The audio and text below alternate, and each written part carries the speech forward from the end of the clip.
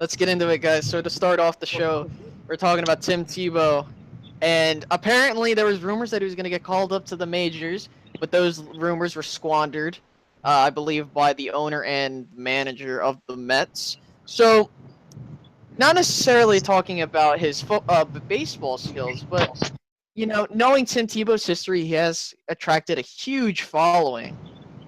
So, what do you guys think about the whole Tim Tebow situation and him in the MLB?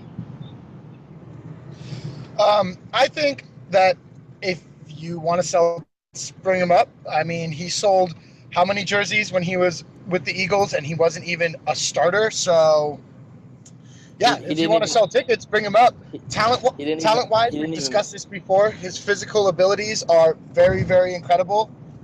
Um, there's a big disparity between the minors and the majors, though. So we really have to see how that actually goes. I think. I would want to see him play a little bit more in the minors before I pull him up. But what do you guys think? I think he deserves it. Honestly, like I think baseball was his should have been his real calling. You know. I'll be honest.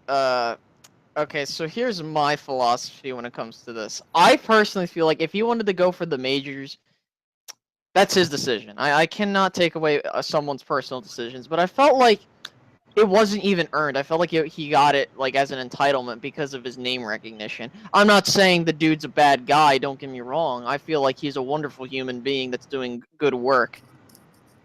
But at the end of the day, the only reason the dude has a contract with the Mets is because of his name. End of story.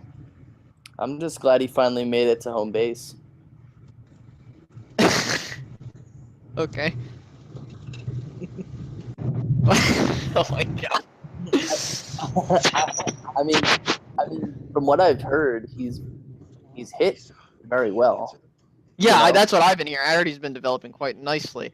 I don't know how he is as a defender or a fielder, but he's been hitting well.